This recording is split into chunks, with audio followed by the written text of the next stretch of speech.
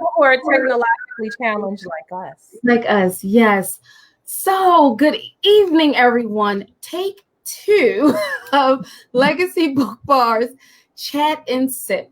My name is Manina, and I am the CEO and founder of Legacy BookBar. If you don't know what Legacy BookBar is, pay attention. I'm going to tell you. Legacy BookBar is an online bookstore that caters to Black self-published authors. I am an avid reader at heart. I read all genres. And I was getting to the point where I couldn't find new authors. I couldn't find certain genres. And I was always having to go to Amazon. So I decided, well, everyone can't always be on Amazon. So what's another avenue to get to these authors? So after months and months and months and months of research, I decided to open up a bookstore, Legacy BookBar. So this is how I met our first guest of our Sip and Chat, Miss Amanda Chambers. Amanda Chambers writes under Serendipity, and later on in the broadcast, we are going to get really detailed. We're going to talk about her amazing books, which are complete fan favorites of patrons and customers of Legacy BookBar. So help me welcome Miss Amanda Chambers. Hi, thanks for having me. Absolutely, dear heart. Thank you for everything. As you know, I hold you near and dear. And of course, the first time I decided to do a podcast, I had to have my person, my rant, my everything when it comes to this book industry. And side note, the book industry is about as cutthroat as the music or professional sport. I had no idea. I told you when I met you, I said it's folks don't think that we're cutthroat or that it gets interesting in this industry because they're like, oh, they're just book nerds. They're just writers. You have no idea. Clue. And I was amazed. It's one of those like, oh, what like it can't be that bad. It's books. And then after almost a year in this industry, it's like, oh, wait, these people are like crazy. What is this? Oh my God, I'm very scared. I told you, be afraid. Be very afraid. I warned you. Can't say I didn't try to do my due diligence and warn you. You did. But you know, I would take this journey with everything I know now. I would still take this journey knowing everything that I know. So that lets me know I am on the right path, the right track, and this is for me. So I'm going to take the craziness and the books, and it's worth it. I wouldn't give it up. It is truly worth it. It is amazing. Every time I get a new book in the store, it's like, oh, this is fresh off the printer. And it's like, oh, wait, you can't read that. You're the owner. You have to sell that. I was like, crap. All right. All right. I'll be an adult. Sell the books. This adulting thing is really. I'm the same way when I get books from my authors, because I also own a publishing company. So when I get the books for the authors, the last set of eyes that sees the book is me. Mm-hmm. And I'll get in there reading, and I'm like, oh, this is good. Oh, this is good. I'm supposed to be editing. Right. Let me go back a couple of pages and figure out where the last point I edited so that I can figure out how to start. And I have to go pages back. And I'm like, well, the good news is this is a good book because I'm caught up. Right. The bad news is now I got to reread 5 pages because I started editing 5 pages ago because I got involved. So, well, since you brought it up, you did bring up that you own a publishing company. So let's kind of delve into why we are here. So backstory on me and Amanda. Amanda and I met in a fan group on Facebook a few years ago. And of course, it was a book fan group because why not? It's us, right? Where else would we be? Where else would we be on Facebook but in a book fan group? And in one of the posts, I mentioned if a smaller independent bookstore opened up in your state, your city, would you go? And she was one that said, oh, absolutely. And if you're looking for books, I own a publishing company. So, and part of me was like, oh, that's cool. And I was like, wait, Black girls own publishing companies. Well, clutch the pearls. Let's talk to her and find out how she is to own a publishing company. Like, get some information. Mm-hmm. So, we talked, and then I kind of put, doing creating the bookstore on the back burner for about a year just to get in the proper headspace. Mm-hmm. And then when I decided, okay, this is what I really, really, really want to do. I asked around, I talked to a few people, and the information I got back, I said, this cannot be life. This is not it. Like, who has this? Too many people are starting companies, and I know they're not spending this kind of money to get their businesses off the ground. So I reached out to a man that was like, hey, I just got a couple questions. And, we were still Facebook friends, even though I put some stuff on the back burner. And she was like, oh, call me. Yeah. So she, as a true big sister, she completely let me vent for like 20 minutes and was like, so are you done? I was like, wait, what? Ooh, I can be Lord. I was like, oh, and then I was like, yeah. She was like, no, get yourself together.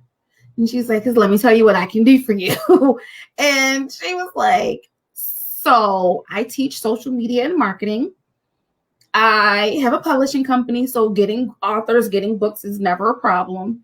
And I guarantee you will not spend the kind of money that these other companies are talking about. And I was like, what? She's like, wipe your face. Let's ready to work. Let's go. Let's make it happen. When's your date? When are you trying to open? I'll talk to my authors who already have books. You'll have books when you open. You'll have, at the very least, my books. Right. And we'll go from there. And we did. Mm-hmm. Y'all look at you now. Right. A whole bookstore owner. A whole bookstore owner with more than just my publishing company's books, HarperCollins, everybody. So you fancy, huh? A little fancy. And the irony of all of this is us meeting in a Facebook group when I lived in Florida. Because I'm more born and bred, but I have lived in the South long enough that I can also say I got a little bit of Southern Belle in me. So a little bit every once in a while. It just peeks out. It comes out and it says, bless your heart. And then it comes back in. But the irony is we grew up around the corner from each other. Around the corner in Baltimore. And it took Facebook 30 years later to bring us together. So that always makes me laugh because I'm like, how we grow up around the corner from each other and don't meet until adulthood. Exactly. And have some of the same hobbies and interests. Right. Like, what? We've been best friends back in the day. Could have been best friends back in the day. We could be a 30-year relationship at this point. Right. We could be like, yeah, I've known her since we were in kindergarten. But no, they had a different story for us. So it's fine. Right. So, Amanda, now that I have you here and we are a year in almost of Legacy being born, I want you to tell the people that are listening today who you are. Woo. Right. Take it easy on you, huh? Who am I? So, as we've already established, I'm a Northerner. With the, grit of the Northerner, but with the charm of a Southern Belle. Yes. And I'm definitely an author. I have 5 books out right now. I have 3 romance novels with a little spice in them. So we won't call them erotic romance novels. Menina has 2 of them right there. I also have a novella that is an erotic romance novel, and that is available on Amazon via ebook. I also published my thesis in grad school, and it's a literary criticism nonfiction book. And last week on my 39th birthday, oh, she's 39. She don't look 39. Oh my goodness. Oh, not look 39, sis. Yes. Oh, thank you. On my 39th birthday, my daughter and I released a children's book entitled "What Jobs Can Girls Do?" Oh, I forgot you had those books. And there it is. And so you can say that I'm multi-genre, I guess. And so that's the author part of me. Okay. When I self-published my first book, I saw a need in the Black community for the tools and the resources to self-publish our stories, right? Of the top 100 books on Amazon, about 36 to 38% of them are self-published, but only a small fraction of those are self-publishers of color, not Black, because of color, Black are different. Specifically, Black is even smaller percentage. And I'm looking around like, but I know we have stories. So is it that we lack the resources? You know, what is it that we're missing here? And I wanted to be that resource. So I started Divine Legacy Publishing. I told my husband in December of 2016 that I wanted to do that. And he was like, that's a good idea. You open in January. January of what year, sir? Right now, it's December 16th. So we're talking about planning for a year. And then in January of 2018, you're going to do that, right? And he was like, no, I mean right now. And I was like, oh my goodness. Okay. So that is where Divine Legacy Publishing came from. And so that's the publisher side of me. I'm also a wife and mother. I already mentioned my husband. I have a 7-year-old daughter who I homeschool. We've homeschooled her since birth. So I'm a homeschooler, soon to be, hopefully after this pandemic, a world schooler where we can travel while we homeschool. And other than that, I'm crafty. You can typically find me covered in glue, paint, or glitter. And that's about. And I'm a member of the best sorority in the world, Sigma Gamma Rho Sorority Incorporated, as well as a wonderful women's group, EWBI, Empowered Women in Business. Shout out. Hey, WBI. So that's pretty much Amanda. That's a lot, right? That was, in a nutshell, yeah. You did a lot in like 6 minutes. That was good. Right. That was awesome. So I guess you're going to answer my next question. The reason why you became an author or a publisher was for the need, and you saw that and created the need. I also wanted to be a one-stop shop. So it wasn't just to be a resource just for self-publishing, i.e. walking you through the steps, the ISBN, the barcode. I also wanted to help authors develop a brand, learn social media. I had to do that when I decided to self-publish. On branding, I took classes on social media, and I ended up getting certified in both of them. Right. So I wanted to offer those services because when you self-publish, you really have to look at it as a business. As you can see, author Sassy Frizzle Designs. Yes. Because it's her. But you have to look at it as a business. And so I wanted to teach that the business aspects, other than securing ISBNs, making sure your book cover looks good, you have to know yourself. And I wanted to have the tools. I also wanted to make sure that no authors got taken advantage of, overcharged. And so what I did was I developed a team. So a graphic designer, shout out Monica. She's amazing. Creative. She's amazing. Yes. And then I have my niece Steele, who's my illustrator. Again, equally amazing. And various editors, everyone to kind of create this one-stop shop. So that way, if you have the resource, if you have a graphic designer, say you got a cousin that's a graphic designer, right?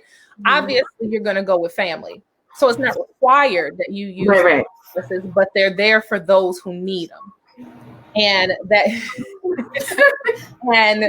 and that was what I wanted to create. And I also wanted to create a community. In my experience and in my research, you can check that out in my book, Black Communities, Total Institution. I talk about how Blacks are tribe-minded and they're community-minded. And we thrive when we work as a community and we work toward a common goal. So I encourage a community with my authors. You don't have to be competitive. Readers gonna read. If there's one thing readers gonna do, they gonna read. That's what we do. And if we have a particular genre, like when I was a lot younger, I loved horror books, right? I would read anything that I could get my hands on horror-wise. John Saul, Stephen King. And then I read Christine, and I would not get in my mother's car for a week. And with horror books, I was done after that. And I moved on to something a little softer that wouldn't keep me up at night, romance novels. And I will literally read any romance novel that I can get my hands on. So readers gonna read.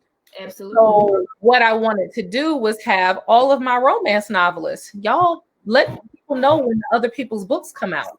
And then let their people know, and y'all have doubled your readership because now you've reached this person's readership and you've reached this person's readership.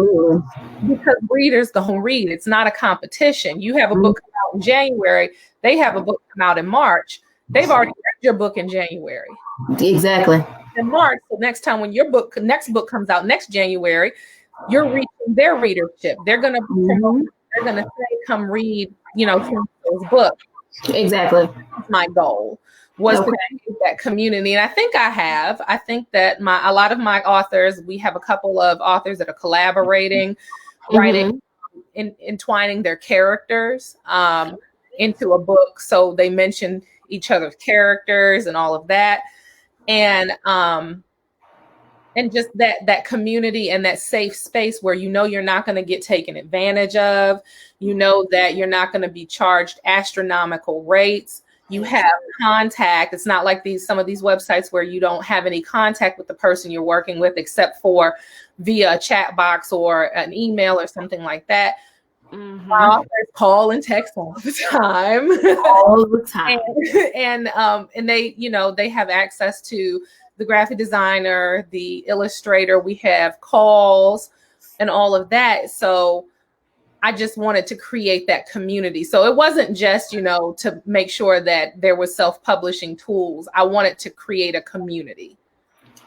And I think you did a phenomenal job as a person that took your social media and branding courses.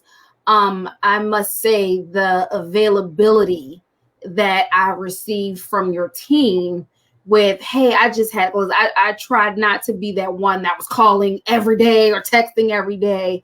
I try to keep all my questions to like one text and be like, I got 6 questions, but I'm gonna put them all in one text. Right. Put them all together.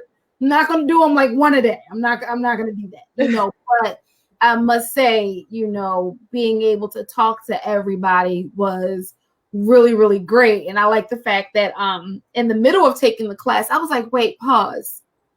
Because I got you on this day and this one on this day. Can we just do like a group meeting? So if anybody got sub questions, I don't have to wait a week to ask the next person the question because I've already had quite a few of those Zooms where we were working in tandem. I was saying this website was being done. We were looking at the images together, the logos and stuff. And we did quite a few of those powwows. We did. And I think that was amazing that you guys were like, you know what, that's a good idea. And it worked. And nobody was like, well, who is she to try to? No, I just felt like it was the best of both worlds. Because, you know, if it was like, all right, well, I had my branding class and she told me to ask you this. And then it's like, okay, well, then I can do this, but what about this? Oh, wait, she didn't give me a part B to this question. Right. No. What is we gonna do? Right. Wait till next week and I'll have that answer for you. Like, no, but I just find it amazing. I think anyone that's listening or will watch the replay, I definitely think if they are considering writing a book, or they already have a book written, they just don't know what to do with it, I definitely think they should contact Divine Legacy Publishing. And please wait while I update that information in the chat. I think they should reach out to you guys and find that home that they're gonna want to need, because that you definitely have it. So, you know, you've talked about your authors, you talked about Divine Legacy. Let the people know, as of September 4th, how many authors are in print or ready to print that are under Divine Legacy Publishing? Because I think people will be astounded to hear the numbers. So we have just over 40 books in print. Okay. We have just over 60 authors, and the authors that are not currently in print are either going to go to print or they're in some stage of writing coaching, because you can literally come with an idea from concept to completion. You know, wherever you are in your journey, whether I have an idea, I'm not quite sure how to form this. We work on writing coaching. We set for writing, we explore exactly what the point of the book is, whether it's fiction, whether it's nonfiction, it doesn't matter. We set that up, and then we set the points that you want to make, and then we set a schedule and a writing schedule. We have check-ins. So there are some authors, weekly check-ins. So there are some authors that are in that process of writing. So that's why it's not like, oh, I have over 60 authors and over 60 books, because we have quite a few books who are either in writing coaching or they're in editing, which is another process. Right. Come out. We also have books. We have multiple books by some authors. I had two of my original, I call them my OG authors. They were there with Legacy that first year. And each of them have turned in book number 4 through Divine Legacy. Wow. Shout out to Jennifer Robinson and Eric Wilson.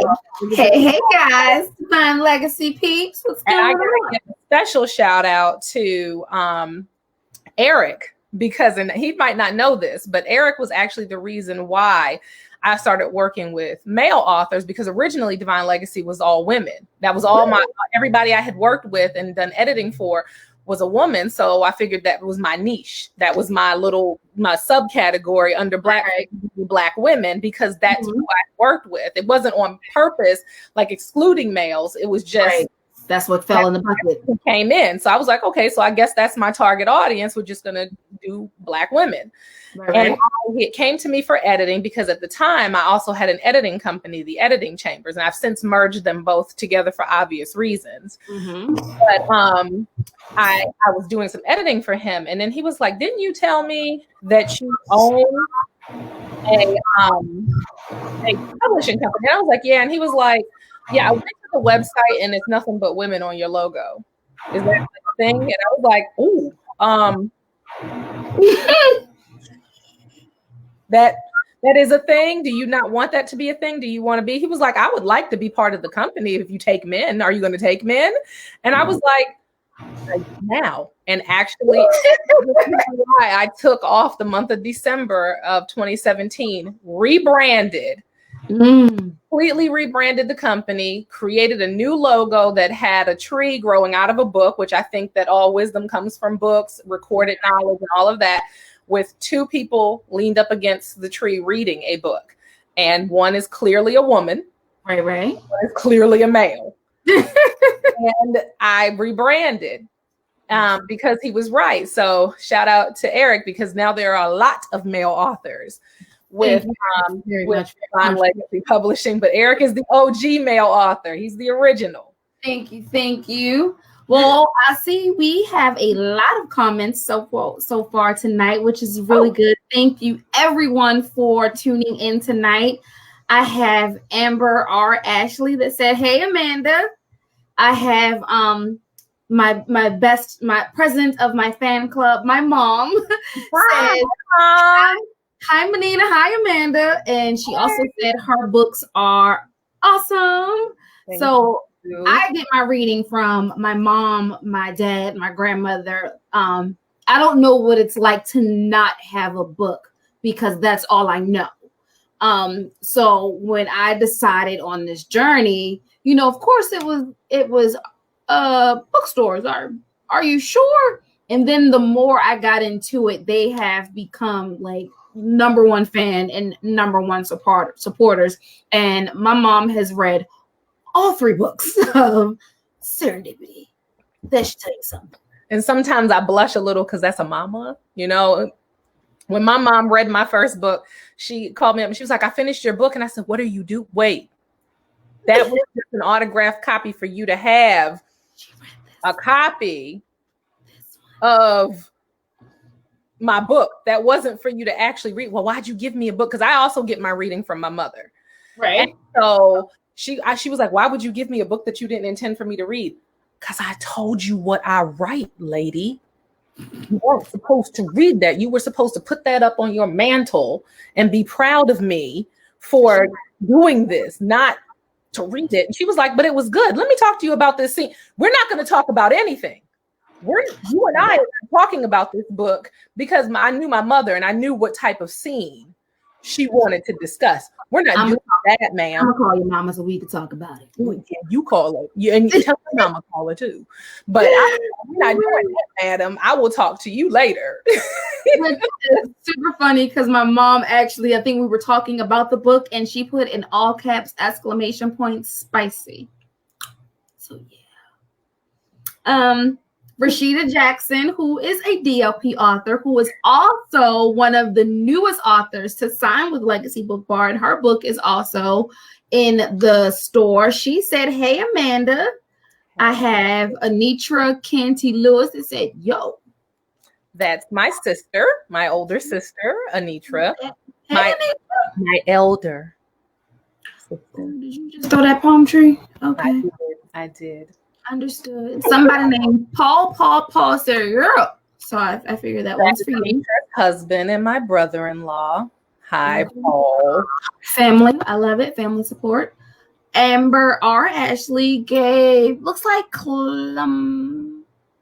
she put an emoji. I can't see. I'm leaning in, but can you see me leaning in like I can see it? What am I looking at? I don't know. What am I looking at? Nicole Mosby Taylor said, "Oh my gosh, I remember that movie." So I think that was when you were talking about the horror stories. Yeah. So y'all don't understand. Like, I was an avid horror reader, and it would, freak me out, especially some of the John Saul books, because I liked that horror that was just right on the edge of that actually could happen. Like, so it's like, but that car going crazy, I was like, "Oh no, and I would not get in my mother's car." Now, mind you, I didn't ride the bus. So the only way that I could get to school was my mother dropping me off at school. And first, now that you mentioned that, let me just say, Mom and Dad, if you're listening, I'm not the only child that didn't catch the bus to school. Where did we do that at? Did not do that. I did not catch the bus. I was rezoned. I was not zoned, and I'm not catching the bus. And I got a ride to school, and I would not get in my mother's car. She was like, "You got to get in this car. Get in this car." Black mama mode. She was like, "Get in this car before I tear your." And I was like, "The car gonna eat me, and I'm not getting in that car, and you just gonna have to beat me, because I'd rather get a beating than my car, and this car gonna eat me. So I'm just gonna take whatever punishment you got for me, and I'm gonna go back in this house." and I'm just gonna be punished, and I'm gonna sit up here and watch Ricky Lake or whatever talk show came on. First off, you are showing how old we are. My age. I am showing my age because I was like, I'm gonna go back in here, watch Jenny Jones, whoever it is that's on. You gonna punish me? I'm not getting in this car. I'm not doing it. And it took a week to convince me that my mama's car was not the best. And I still side-eye cars. Let me be real clear. I still side-eye vehicles. I do. We're gonna pray for y'all. Just pray for. I don't know. But I also want to give a huge shout out to another huge fan of Amanda and myself, Mrs. Nicole Mosby Taylor, who is CEO and founder of our wonderful organization, Empowered Women in Business International. Amanda is a social media director of that organization, and I am the chapter vice president. And we would not be here if we didn't love Nicole and or see the vision of where we know Empowered Women in Business International can go. So plug, because membership committee chair people. Plug in. If you are a professional woman or a woman in business and you have your own business and you are looking for a sisterhood of other business women professionals or other business owners, and you want to join something and share in the resources and the knowledge and the family and the community, please send us an email or connect with us through Facebook. We are Empowered Women in Business International on Facebook, or you can go to ewbiradio.org for a membership application, or just, want to see what we are all about. So quick plug-in, and I am putting our our website in the chat bot. Gotcha. We'll come back to some more of the comments later on in the broadcast. So now let's see, 2016 you started, 2017. I went into my husband's office in December of 2016. Okay. I actually turned down when my book came out. I released it on my 35th birthday, which was August 27th of 2016. And it did well. It hit number 1 on its Amazon chart the day it was released. And I was so excited that I posted about it on Facebook. And a lot of people hit me up and was like, oh, your publishing company did great with you. Who's your publishing company? Mm-hmm. I was like, well, me. And, I was like, it's me. Right. And when I did that, they were like, well, will you publish us? Will you? And at the time, I wasn't thinking in terms of creating a company that self-published authors. I was thinking in terms of becoming a traditional publisher. And I honestly, I felt kind of hypocritical. Like, why would I be a traditional publisher, take people's royalties, control parts of their books and stuff like that, when that's what I self-published to get away from? And that's not traditional publishing. Everybody has a place. Everybody has a thing. I'm just a wee bit, just a wee bit of a control freak. Mm-hmm. The idea of someone kind of having input on what my book cover looks like, or what I do with my branding, the appearances that I have to make, I didn't like that. Not to mention the fact that I wrote this book with a 2-year-old sitting on my lap, holding a 2-year-old with my hand like this and bouncing her and playing with her and typing like this. You don't get part of my royalties when I wrote a book like that. That's not easy. My motherhood is not easy, balancing a child on your lap while trying to write a book and remember what the scene before. I already had mommy brain. Now you want me to what I wrote 2 chapters ago, with this child bouncing on my knee. Mm-hmm. That I didn't want to share any of the money that I got from that. I know that sounds crazy, but I didn't want to share my coins. I earned that was a lot. Mm-hmm. So for me, traditional publishing was not it wasn't the route for me. But I have plenty of friends and close friends that are authors that did go the traditional publishing route. One of my real close friends, Kirsten, she writes under Kay Bailey. She did publishing, and it was phenomenal for her.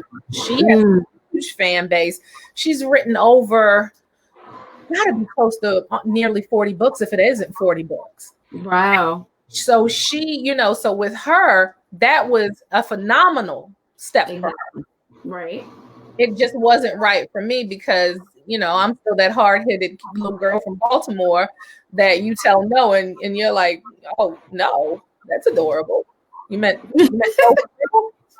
No, we don't do no's. No, we don't do no's. I tell my husband that all the time. He'll say no. What's that word? I don't like that word. And unfortunately, he's a New Yorker, so he really means no when he says no. But we work it out. That's my husband too, and that's that no word. It's like, oh, you meant that. You put some bass in your voice when you said that now. Oh, I don't know what to do with that because on one hand, like, bass in your voice, you mean it. On the other hand, I'm not sure I care that you meant no. It's like, how bad is my petty level going to go on this one? How much am I okay with getting in trouble over this because we discussed it and you think we came to a consensus and we didn't? I'm gonna get in trouble for that part too when he sees this. But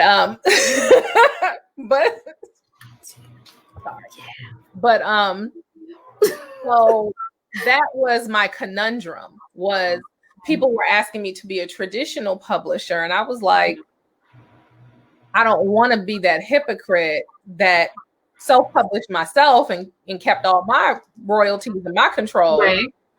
But then traditionally published others. So initially I walked away from it. And I told people, I was like, if you ever want some tips on self-publishing, I've probably read every book, looked on every website ever. So I can give some tips. And it actually took one of my editing clients almost getting taken advantage of. Nearly $4,000. And I called her because I edited her book months before. And I used to like to control, not collect. Like I did the editing, your book came out, it's on my shelf now. And so I called her to see if her book had come out and where I could get it. And she was like, oh, it's funny that you say that. I'm going to go sign a contract tomorrow. And I was like, oh, well, I'm right on time. So when is it going to come out? And she was like, well, I'm still trying to pull all the money together. And I was like, wait, I thought you said a traditional publisher. What are you pulling money together for if you're going through a traditional publisher? Right. And she was like, well, I have to come up with at least $3,500. And I was like, what do you need that much money for? And your book isn't a children's book, so you're not even paying for illustrations. Run it by me again. And when she did, I said, oh no, I'm so glad that I caught you before you did that. That's a hard pass. Let me tell you why. And I gave her all the reasons why. And I was like, I can show you how to do this. You already have a fan base. You already have, her son owned a radio station. You have reach. Don't spend this money when you don't have to, or if you're going to allocate that amount of money to your book, spend it on promotions and going to book fairs and registering for things. Don't spend it on that. Right. And I looked up the company. It didn't even have a huge following. And I was like, oh no, you're not even, paying for all of the people that follow the company. Right. I was like, oh no. So it was then that she said, well, I wish that you did this because I would have just gone with you. And I was like, did what? I did what? And she was like, I wish you helped people self-publish because then my book would have been out. You finished editing this months ago. And I was like, huh.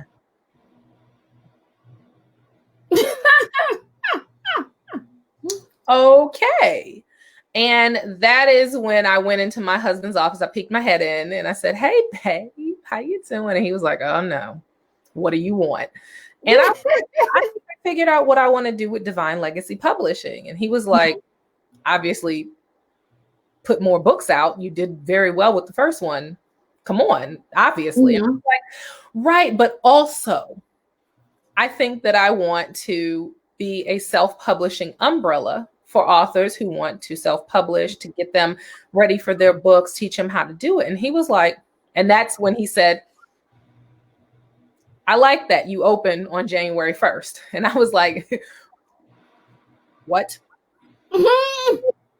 Wait a minute.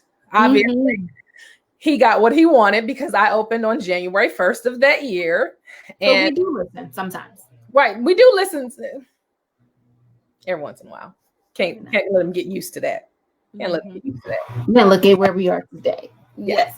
So it's now 2020. We have been in the game many years, under different umbrellas of your career. What are some things that you wish you knew then that you know now?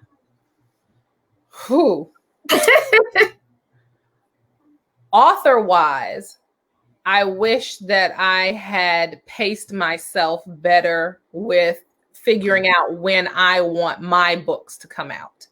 Okay. There was a 3-year gap between my first and second book. Then, like a flood, the rest of them came out. But it wasn't until I was like, okay, I write in all these different genres. I need to figure out when the next children's book is. This is going to happen. This is going to happen. So now I have myself on a release schedule for my romance novels. I have myself on a release schedule. And the irony is I did this for my authors. I just, it's like the hairdresser who does these beautiful heads of hair, but she walking around and she look all crazy because she doesn't apply it to herself. I'm sorry. Alexa off. Good old Alexa. 10 minutes. Good old Alexa. Good old Alexa. So, but I am not above saying that I should have done that. I should have been like, okay, this is working for your authors. Why are you not applying this to yourself? Gotcha. Okay. Like a moment. I wish I had known that because I would have paced myself differently. I don't regret it because I learned my lesson. But I would have definitely paced myself differently. Okay. The rest of it, I really don't regret or wish I had done anything differently because it all brought me here. But I do wish that's the one thing I wish that I had paced myself a little different. Gotcha. I wish that I had taken business classes because I came from being a college professor. Now, college professor, you deal in semesters, you deal in syllabi, you deal in essays, you don't deal in business. So while I was very proficient, I had my awards teaching. I struggled when it came to business because that wasn't my ministry. It is natural, but I wish that I had thought to take business class. And I'll never forget, I enlisted the help of a business coach in the beginning because I was like, I'm literally sitting here in uncharted territory and I'm smart enough that I'm dumb when it comes to this and I need help. So I enlisted a business coach, Sabrina Robinson, shout out Sabrina. And she was like, okay, so let's break down your goals. What are your Q1, Q2, Q3, and Q4 goals? And I was like, I got them. Boom, got them for you. They're already done. What's a Q? And she was like, what do you mean, what's a Q? And I was like, what's the Q stand for? Because you tell me what they are and I got you. And she was like, quarters of the year. And I said, you got to remember who you're dealing with. I don't do quarters. I do semesters. And I had my goals written down, but I had written them as fall, spring, and summer and things to work on over the summer. I was a teacher. I was a college professor. And that's where my mindset was. And as soon as she said it, I was like, oh yeah, business is quarters. Okay, gotcha. And I'm a business. I'm not a teacher here. I'm a business. Okay, gotcha. Okay. Gotcha. And now I do everything in quarters. I even do my social media. I plan my social media out in quarters. So now it clicked, but I did not have that knowledge. Started. And so I really should have taken some business classes. Gotcha. My feet wet. my feet are ground now. I've submerged myself. I'm certified. I'm actually in the middle of a certification program with Cornell in women's entrepreneurial studies. I have a certificate from Babson in entrepreneurial operations. So now I'm good. But I wish that I had thought to just because it would have saved me a little bit of a struggle and a lot of headache. Gotcha. Okay. So for the audience that's listening, you have an inspiring author, or maybe an author that wants more of their control back from their books, right? Mm-hmm. What advice would you give that author? The biggest piece of advice that I always give authors is write that book. It's going to haunt you. There was an 8-year gap from when I started writing my first book to when I actually put it out. And it wasn't like, oh, I was just, doing nothing and I just didn't pick the book up. I was in grad school when I first started writing. And you have to write a graduate thesis. And a graduate thesis for an English major is a book. So I wrote a book. I could not write 2 books at the same time, especially one that's nonfiction, looking at Black communities, and then a romance novel. So I chose to write the one I was paying for because I wanted to get out of grad school and get a job. So I focused on my thesis. Then out of that, I got my first job. My first job was an hour and a half away from my house, and I taught 8 classes, which anybody who knows teaching college level 8 classes is psychotic. I was a psychopath. I don't know what I was thinking. I don't know why I did that to myself, especially having to drive an hour and a half to get like now I think about that and I'm like, you did not care about yourself. So, but so I didn't have time to write. And then after that, I got my first full-time job, which was like a full-time job and a half. I was the assistant director of University Writing Studio. That was then when I left that, I was a stay-at-home mother, and I was a 30-some-year-old new mother with all the grown up. When you have a child young, it's like, oh, hello, you're fine, get up. Right. Older, it's like, my God, what if you fractured something? I have to go look this up. I have to WebMD this. So I'm this crazy old lady mom that's, worried. Are you breathing? So I focused on being a mother. I didn't have time to worry about a book. And it wasn't until she was 2 that I really was like, got back into it. Okay, I can finish this book. I finished it in a matter of months. It took no time once I was back into it, but there was an 8-year gap. That's a huge gap from when you start a book, and it haunted me. There were times when I was grading papers, and I was like, that would make a great, and my mind would wander, and I'm like, that would make a great scene for that book. Oh, gotta finish grading this paper. Or I'd be driving that hour and a half drive, and I'd be like, that would be a good scene for the book. But life took it out, and it always haunted me. It was always right there. So even if you don't ever publish it, which I'm going to encourage people to publish, but even if you don't publish it, write that book. It is going to be right there. You heard it here, people. Write that book. Write that book. And that's the most important piece of advice. And then, of course, if you're self-publishing, make sure you're doing it right. There are industry standards. When your book is opened, it shouldn't be double-spaced like a college essay. You should make sure that your cover meets standards, because bookstores, even smaller, privately owned bookstores like yourself, they're not just going to carry just anything. They're going to look at your book. They're going to want to make sure that it's pleasing, it's aesthetically pleasing, it looks like a book on the inside, it's formatted correctly. So, even if you don't go through a coach or a publishing company or something, make sure that you familiarize yourself with industry standards so that you meet the industry standards, so that when your book comes out, it will be carried in bookstores. You'll be welcome at different events and stuff like that. Correct. And I must say that I tell people all the time that I researched for probably 6 months just before I was ready, and I came to you for the media and marketing. I needed to have my vision of what I wanted the store to look like. So, Facebook, social media, and not realizing that it was more to just using social media to to post your stuff about your store.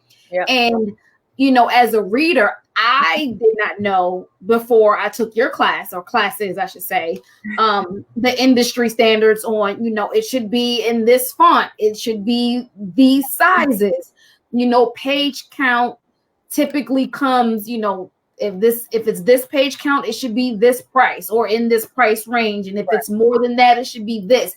And as a reader, I didn't pay any attention. I was like, oh, it's a book. I'm going to buy the book. And that's what I did. And now, even though I'm not the author, I still take classes as if I'm an author. So I'll know what I'm doing and how to better serve the author. So I do say that's a great idea, is to know your market, know your business, because the stores that you want your books to go in are taking the exact same classes that you're taking. Right. And they have the same knowledge. And sometimes, depending on how long they've been bookstores, they have more knowledge than the average first-time author, because they've been in the industry longer. And some of the worst mistakes that an author can make, and I preach this a lot. Thank you, dear. Alexa, off. I told you in 10 minutes it was going to go off again. But one of the biggest mistakes I've seen is overpricing your book. You have to remain competitive. If your book is the same amount of pages, size, number, all of that, that in the bookstore is, and that is $9.99, and you're charging $19.99. The reader is going to look at that and say, I can go in the bookstore and get 2 of those. And of course, family's going to support you. Right. You'll reach out to your community, but remember that once you've exhausted your family and you've exhausted your community, whether it's your church community, you're in a sorority, you're in a different type of sisterhood, you're in a fraternity, something. Once you exhaust those resources, you have a whole wide world. Exactly. At your fingertips. And you have to do them. Now, I'm not saying underprice yourself either. There's a standard equation that is used. But if you're going to overcharge someone, even at a book fair, let's say you're sitting at a book fair and they have all the romance authors in the same area for those who want to read romance books. Your book is the same width, same thickness as the person next to you. Their book is $12.99. Yours is $19.99. The author doesn't know, the reader doesn't know, oh, I might like hers better than I like hers. They're going to go for what more bang. They came there with a certain amount of money they were going to spend. And if they can get 5 books with that, instead of buying just 2 books because they bought your book. So you have to remain competitive. So it's like I said, authorpreneurship. You have to look at it as a business. You have to look at what the industry prices are, what's the standard, what's all of this, and you need to stay within that. And remember, you're going to always attract more flies with honey than vinegar. And if the price is like it's vinegar and not honey, you're hurting yourself. Absolutely. Let me tell you, people, I get all of my book knowledge running this business from Divine Legacy Publishing.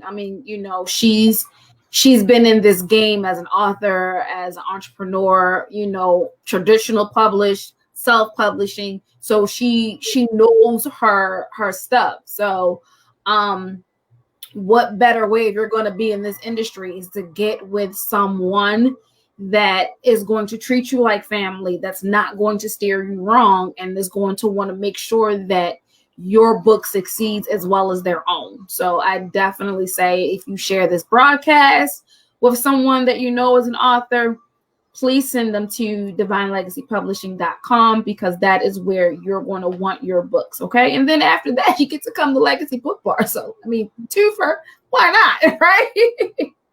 And side note, I think we have 7 DLP authors. Is it 7 or 6? 6 or 7 DLP authors in Legacy BookBar. So, that should tell you something. Like, we're getting more and more noticed out there, and people want their books in the store. So definitely, shout out to you. You've got a couple of children's authors coming. And hopefully soon you'll have another book from me. We're going to talk about that in a minute. Yes. Let me see. Before we get into your books here, because I know our fans want to talk about the book a little bit, really quickly, failures and success, your top 2. Top 2 failures. Which I don't know, you're kind of successful, so you might not have anything, right? Well, no, there's been some failures. Ironically, people sometimes think I'm a hard ass is, I guess, the best way to say it. But I'm actually not. I'm a softie. And so there have been some times when I've had a couple of people take advantage of my kindness. Now, once you take advantage of my kindness, I get in the cut up mode. Right. I've had a couple of people take advantage of my kindness and ultimately I want to help. That's what I created the company for. I could have kept on writing books. They were popular, and I would have had more than 5 if I had focused only on books. Right. I would have, I'm sorry, you know who's bothering me now, right? Her shelf life is over. Go sit down. My niece. So, yes, your niece, your cancer buddy. Babies. So, please don't kill Brooklyn alive. Don't kill Brooklyn alive, please. And you know what she's asking for? A cereal bar. So, her favorite. So that has been a failure of mine because I want to help. That's my ultimate goal. So sometimes I'll bend the not the rules, because I make the rules. So you really can't bend what you make. Right. But, I try to be a bit more accommodating, and sometimes that has blown up in my face. Sometimes people are really appreciative and they're like, okay, thank you. I understand that this is out of the norm. I really appreciate you. But sometimes it has blown up in my face. So that to me can constitute a failure because it didn't work out. Right. Another failure. Not in the beginning, because the set of people that work with Divine Legacy now are not who started out with Divine Legacy. Okay. And, there were a couple of individuals that I worked with that I think I knew that our personalities didn't mesh, and it's fine. It's not that their personality was bad and mine was good or vice versa. It was that you don't work with everybody. Everybody isn't, who you're meant to work with or do business with. And it's better, in my opinion, I have learned from that failure. It's just better to part ways before it gets ugly or it gets stressful. Just say, you're a great person. I'd like to still be your friend or still be, acquaintance. Right. But I don't know that we work well together. That our personalities mesh or our ways of doing things mesh. And that's fine. Let's just, part business ways and keep it just friendly. Right. I had a couple of failures in that because I was like, no, eventually it'll mesh. It'll be fine. Right. It wasn't, and it got worse and it got stressful. So to me, those are failures because, you just got to know when it's coming. And then successes. The successes that have been so important to me have been the successes of the authors.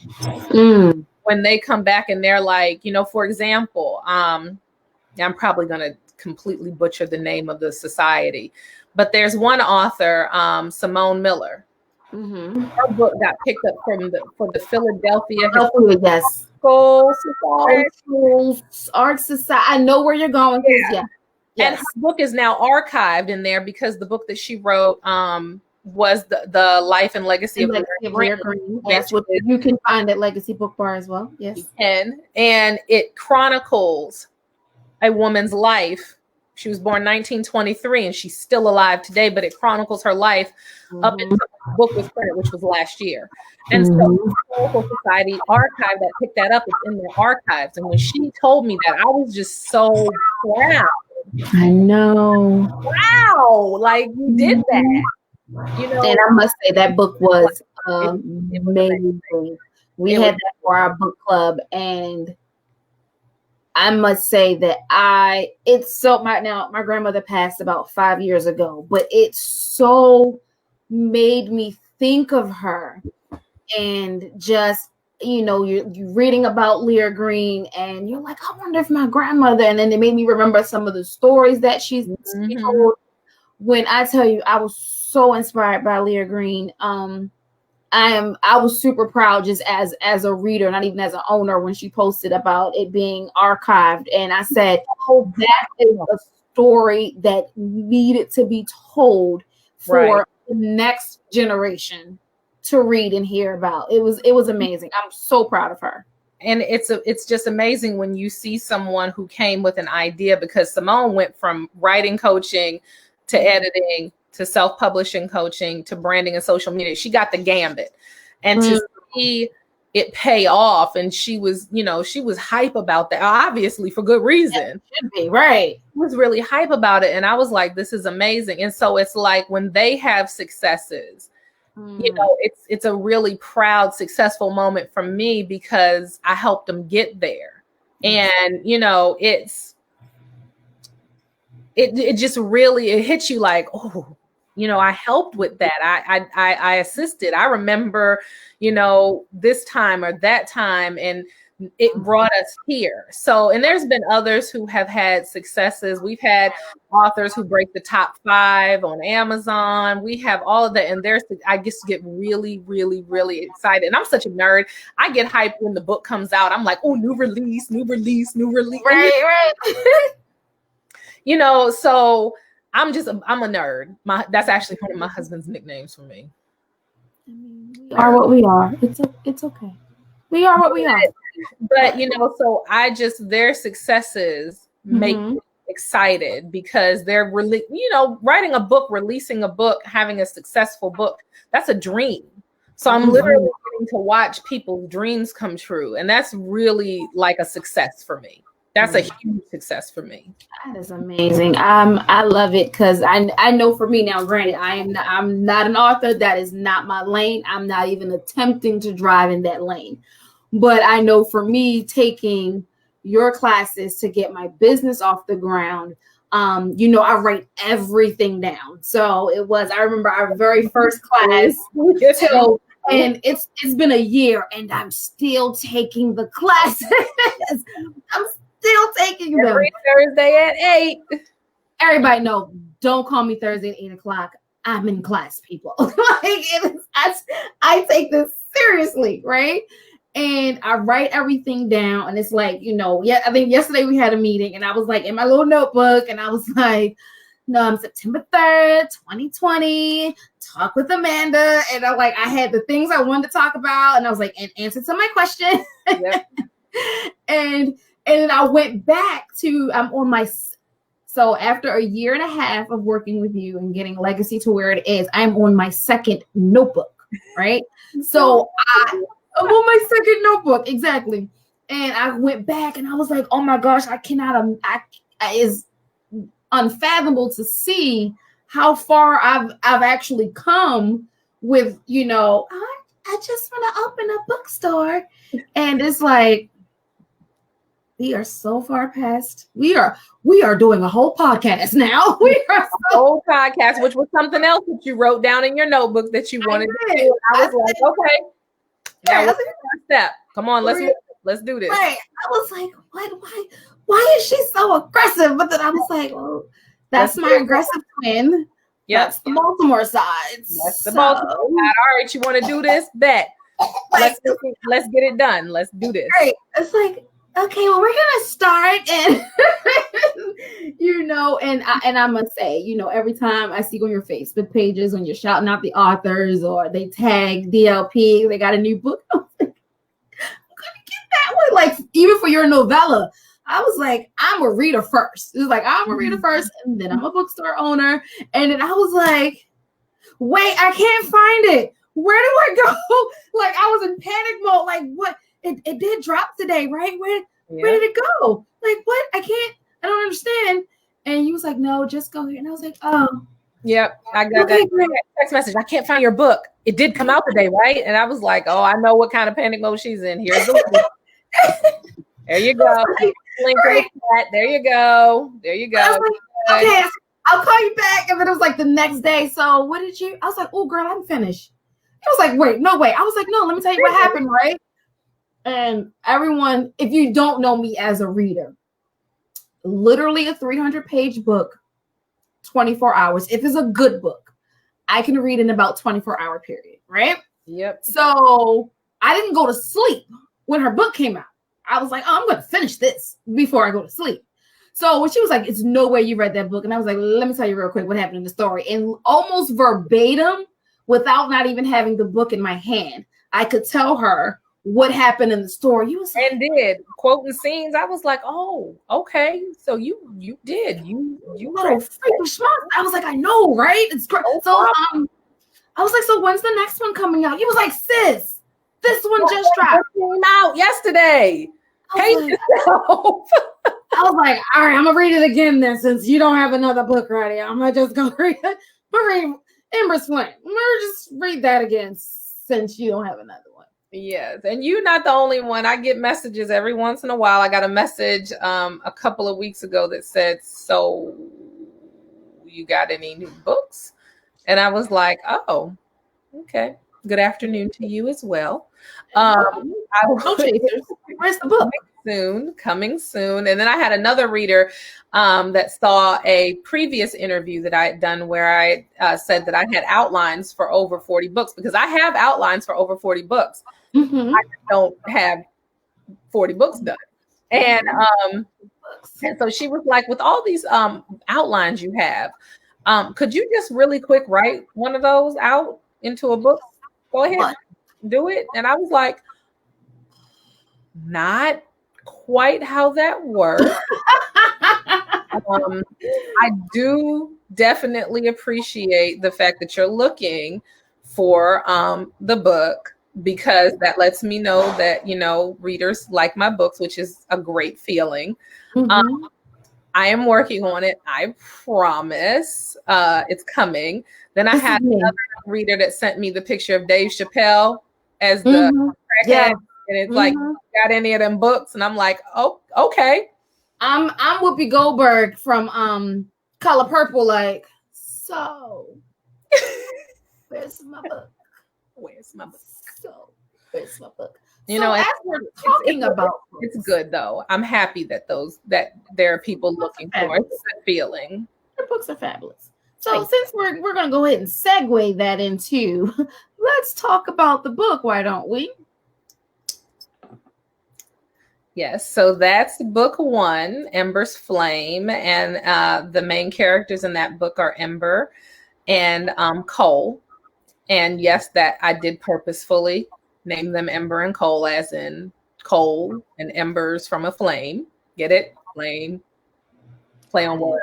Well, maybe because I knew about it, but I don't know. It was cute though. Word nerd. So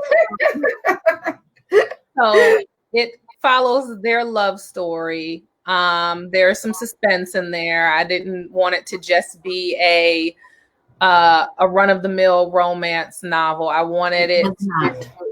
I wanted to have some twists and turns and some. Oh, wait a minute. Definitely. And that book was my first book. It came out in 2016. Then the other book that's with it came out in 2019. That's Rocking Cheyenne. So the one thing that I wanted to do with my books was I wanted them to be connected, not necessarily to family members, but I wanted, say you get to book 5. you get to kind of revisit because one of the sub characters, one of the background characters, is the couple from one of the people that's in the couple from book 1. Meet the one of the characters, one of the main characters from book 7 in book 2. And they're close friends. So then you get to revisit that because at some point in book 7, this main character is going to contact their close friend. I love romance novels, but I always wanted to know, what happened later. They fell in love. Okay, great. They got married. Okay, great. Did they have kids? Did they start a business? Right. Did they move? Are they still in the same spot? Whose house, depending on how the book ends, whose house did they move into? Did they do this? Did they do that? So I always wished that, and I tended to follow authors and stuff that I knew I would get them back to Linda Jackson. They're connected. And so hers a family connection. Most correct. She does have some that are not family. They're like best friends or like friends of the family.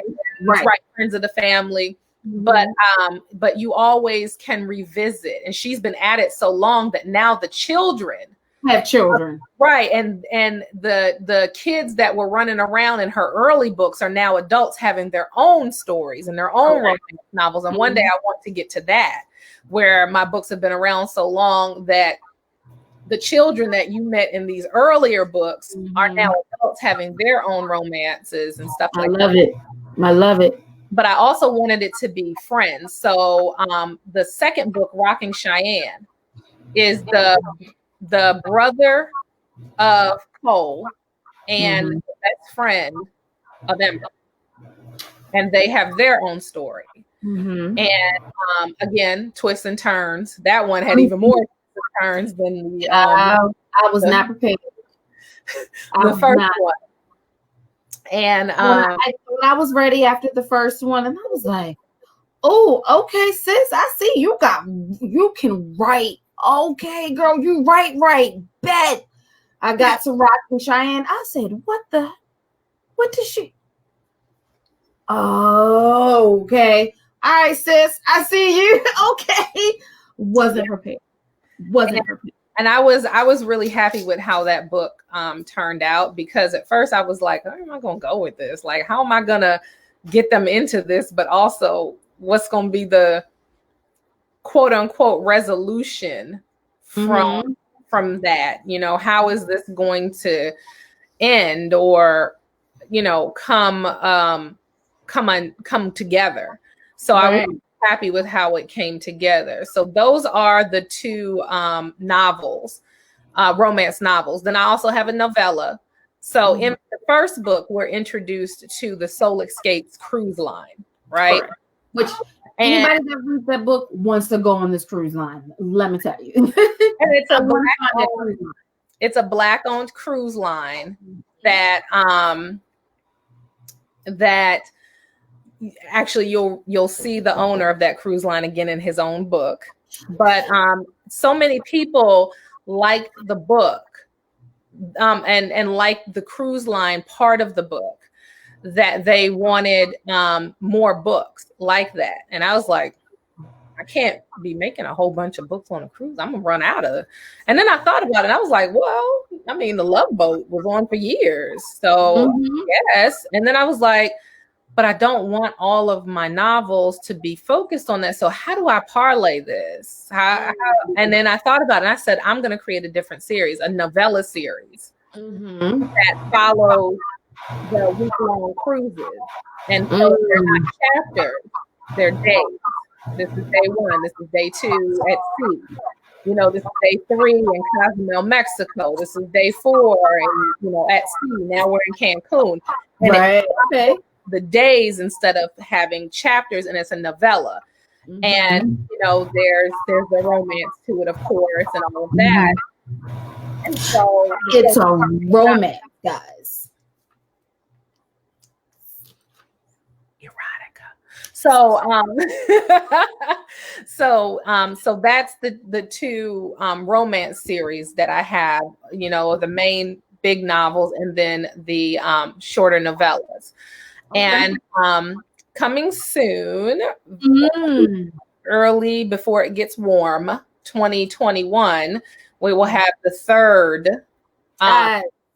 We'll have the third one in the big novel series, and we'll also have the next short novella as well, as my next foray, which I won't release quite yet, but there'll be a couple of new releases within the first half of 2021. So it just sounded like serendipity is about to be on and popping come 2021. So Karen or Nicole or Olivia, you guys, if you're watching now or you watch the replay live, book 3. You heard what she has said. It's coming. It's coming. It is coming soon. So again, like I said, guys, if you share this, if you're watching or you share the broadcast, and you have yet to purchase Embers, Flame, or Rocking Cheyenne, you can do so tonight, tomorrow, tonight at www.legacybookbar.com. I will say it was so refreshing to read about Black people in professional settings that looked good, that were highly educated, that weren't like, oh, I'm 50 and I'm just finding love because I've been working on my career for 3 decades. It was refreshing to see that with proper education, with dedication, with hard work, you can be successful. And then with success, you get A, B, C, and D. Yeah. And then on top of that, the heat that scorched up off them pages, sis, was like, she right here. Okay, she about that life. I get that. Okay, I'm ready for it. Oh, okay. Embers, Flame, and Rocking Cheyenne are huge fan favorites here in Baltimore. It is so funny. I always tease her that I have your books longer than I have you here in Baltimore. I'm coming home after the pandemic. I promise. If for no other reason than an actual real crab cake, because they don't do that anywhere else. I stopped ordering crab cakes because that's got to be nobody can touch Baltimore's crab cake, so it's not even worth ordering. It's I don't blame you. But I know as of so everyone that is following Legacy knows that I do bi-weekly pop-ups at the mall, at White Marsh Mall. So Embers, Flame, and Rocking Cheyenne has been with Legacy since pretty much the beginning of fruition. And I want to say as of what 2 weeks ago, were you at 20 books sold? Roughly. And people love them. I get text messages, I get emails. I've had a few people that came when I was at the pop-ups and before the pandemic. It was like, I read that book, and oh my God, does that author have another one? And I'm like, we're waiting. It might be more than 20 because all I remember is getting the text messages. Run them. Text message, for those who don't know, whenever Manina runs out of my books, I get a nice text message that says run them, and she means run them like ASAP. Oh, my niece. Sorry. Okay. It is okay. It's okay. But yes, and I will even send I think the last one had Forrest Gump running because I run them. Yes, it was run them because I was actually at the pop-up and I was gone. Like I had nothing. There was nothing at home. There was nothing. Let me call my husband and tell him to go in the tub to the left, to the back. Yeah, grab him out of that book tub. Nope, I was gone. I'm sis, I have nothing left to sell. So you could send those, that'd be great. But that's a testament that how well your books are written. It is just, now you have the newest one with the tiny human, so the mommy and me book.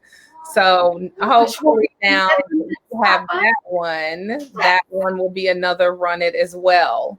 yes, and shout out to Maya Steele. The illustrations in that book are superb. Yeah. I must say, she did that thing with this book. So What Jobs Can Girls Do? The children's book with Amanda and Brooke Chambers, Rocking Cheyenne and Embers Flame, all can be found at www.legacybookbar.com. So please share it with your friends, share it with your family, share the post. If you're looking for new and exciting books in romance, erotica, or for your children, come to the Book Bar. We have what you are looking for. And even if that's not your genre, we have so many other genres. Every week, every day, we're getting new submissions. So, just come on the train ride and just let's ride the train together. And it's going to be great, and it's going to be fun. And eventually I'll make an appearance, and maybe at one of your pop-ups I'll have a book signing or something. Yes. When I make my way back home, since I haven't been there in 9 gajillion years. I don't even know why she teases me so. I don't even know.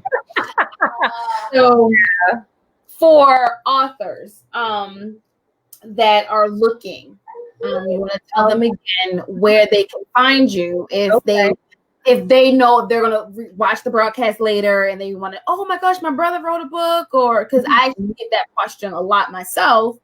So do you publish books? Not my lane, but I know where you can get your book published. So Amanda, tell us. So on social media, you can find us on Facebook at Divine Legacy Publishing LLC. On Instagram, it's at Divine Legacy Publishing. And because Twitter is hateful and limits your characters, on Twitter, you can find us at Divine Legacy Pub. And then, of course, on the good old internet, you can find us at www.divinelegacypublishing.com. Okay, I hope everyone is at least writing that information down as I am typing. Did I spell that right? Divine Legacy. Okay, yes. On Instagram. And what did you say? Divine Pub? Divine Legacy Pub on Twitter, because Twitter limits your character usage. So I couldn't get publishing in there, so I had to stop at pub. That's where it cut me off. That's kind of cute, though. It's all right.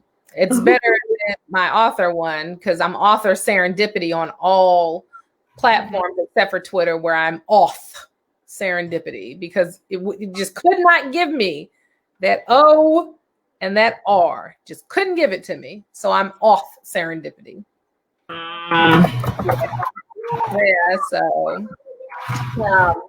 But that is where you can find me. And the website, if you are interested in publishing, you can find me there, and you can shoot me a message through the website, and we'll set up a time to talk.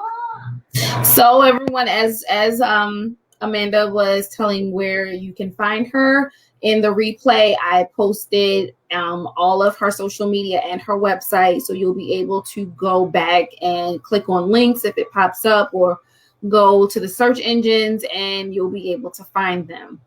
So and you know me, I research everything. So when I said, okay, so how do you create a podcast, and what questions do you ask in a podcast, right? Because of course I'm that nerd that researches everything before we do stuff, right?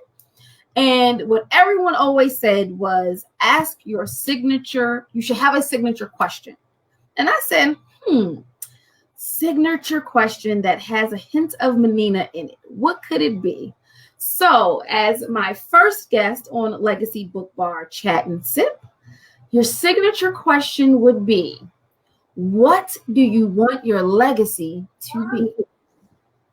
Okay.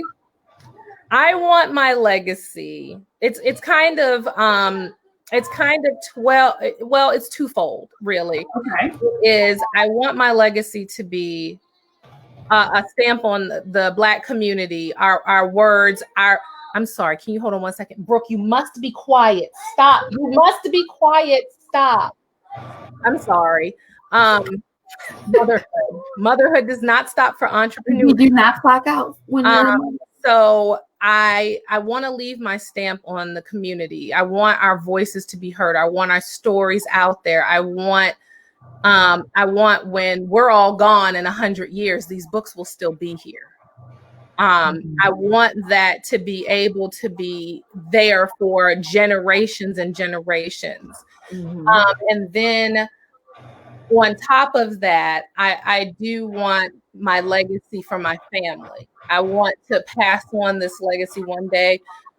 The very loud child in the background will, take over. Correct. And run it and bring another generation of stories out. I want to pass that on to her. I want to give her a legacy. And the name that the reason why I came up with that is because I was raised by my mother's side of the family. And that included my grandmother. And I was very blessed to have my grandmother until I was 30. And I was very blessed to have my two great grandmothers. One was born in 1915 and she passed away right before my 15th birthday. And then one was born in 1918 and she passed away shortly before my 21st birthday. So I had these women that influenced me. Also, my grandmother had a cousin who was like a sister to her. So she kind of, was like another grandmother to me. And they always would tell me, you come from divinity, you come from a divine legacy of women. And so when I did name, because all of those women have passed on except for my mother, she's still with me blessedly, but the rest of the women have passed on.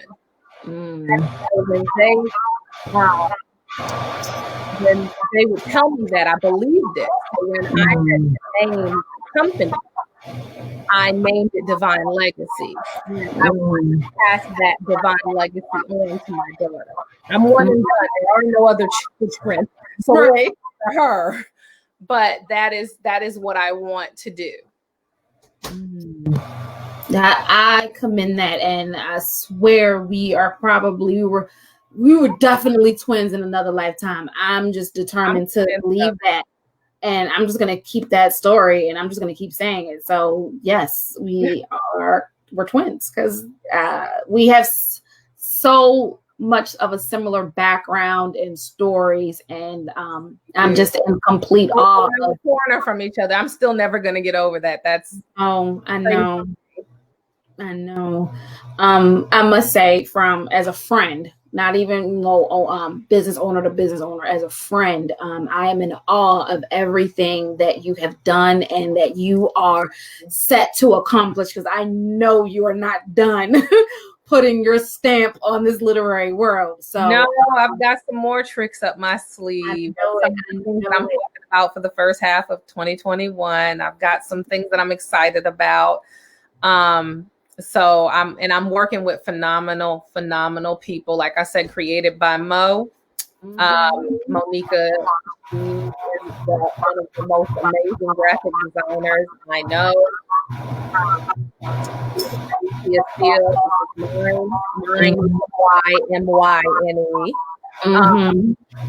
She is my illustrator. She has created logos for me. She has created a little birthday card that I send people. It's not raggedy for her drawing, it's raggedy because of what I had her draw. Little birthday cake with all this fire coming out because there's so many people, you're how old? Because, well, I'm raggedy like that. So, but always all the way down to that. And every time I come to her with a new idea, she's never like, Amanda. She's always like, yeah, we can do that. Let me figure out, I just had a conversation with her today and she was like, yeah, we can do that. Let me figure that out. So, I'm blessed to work with a phenomenal group of people. Absolutely. Who will hear my ideas and and not saying, even down to my husband, I've come to him with some really, crazy ideas. My mother, I've come to her with some like, I think this might be something. And she's like, you won't know if you don't try. Right. So right down to just my support system. I have an amazing group of sisters, best friends, and all of that are just like, go for it. Mm-hmm. You've been successful at other things, and if you fail at this, then you'll learn and you'll do it a different way and you'll come back. Right. So I'm blessed in that capacity, and that's really the legacy that I want to leave, is a legacy of stories, different perspectives. Divine Legacy has genre straight across the board, all the way from children's to religious to self-help to romance to erotica, all of that. Mm-hmm. So I just want to leave a legacy of stories, and I want to leave my daughter a legacy. Absolutely. I love it. We are two sides of one coin. I wanted to say thank you so much for being my first guest on the Sip and Chat. Thank you for letting me be your first guest. Yes, absolutely. I'm going to go to the comments really quickly. I want to say thank you to everyone that supported myself, supported Amanda. My mom said, you go, girl. I think that's when you talked about you were a college professor. So yes, there are college professors that look like us. So there are, and I was a 28-year-old college professor. So I wasn't even like the old stuffy ones that you always get that stereotype. Mm-hmm. There are young, amazing Black college professors out here. Absolutely. Absolutely. And my mom has been with this broadcast all night. So thank you so much, Mom. I appreciate it. Number one supporter. Thank you. Mocha Java Moment said hi, so I'm not the only one. I think that was the hey Ham. That was the part of the comment when it was either texting you about so when's the next book coming out, or how fast we read the book and we're like, so when's the next book coming out? My mom said, haha, I like that coal and embers. So I think that was, she realized the play on the words on that one. Huge fan she was of Embers Flame. Mm-hmm. She said, yes, child, only in Baltimore for crab cakes. Don't even try it. I've been so disappointed. I don't even mess with it anymore. I don't even try. So huge shout out. Again, I want to shout out to, yourself, for your marketing team. Maya, Monica, I also work with those fabulous ladies to get Legacy off the ground. Mom, dad, husband, thank you so much. I know every week it's like, you want to do what now? I know that my husband is always like that. I'll come to him and I will just randomly have an idea, and he'll be like, what? You go ahead, do it. You can do it. Go ahead, you can do it. Thank you to the husband for manning the fort while I try this podcast for the first time. Yeah.